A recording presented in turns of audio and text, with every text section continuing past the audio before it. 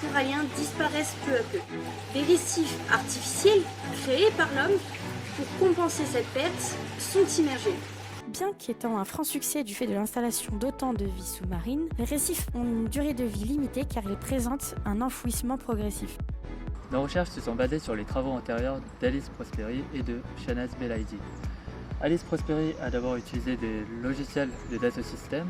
Donc, pour la modélisation de ces modèles-là, elle a utilisé Katia. Donc là, le Tipeee et là, le Babel. Et par la suite, elle a utilisé le logiciel Xflow afin de modéliser les courants marins qui affectent ces structures.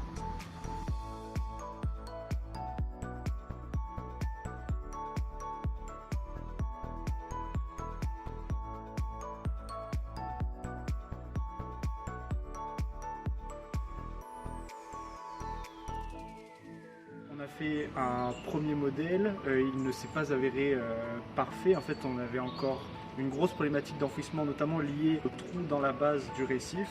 Donc pour combler ça, on s'est vraiment concentré sur la base du récif artificiel de façon à réfléchir et concevoir la solution la plus adaptée pour limiter ces turbulences qui induisent par la suite un enfouissement du récif artificiel.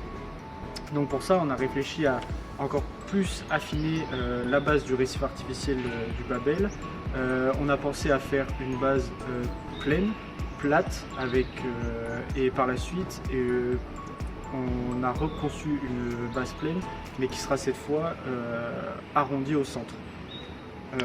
Et nous avons aussi dernièrement pensé à faire une base qui reprend en fait la forme du nid du poisson globe qui avait déjà été modélisé auparavant et qui avait été étudié justement pour les problématiques d'influence qu'il avait sur le cours.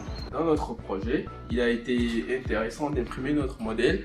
Ici, il s'agit de notre modèle le plus optimal, qui est le modèle nid de poisson. Donc, qui, avec les simulations présentées, montrait le moins de vortex, le moins de turbulences. On a imprimé ce modèle avec les nids de poissons pour en garder une trace dans le Géolab.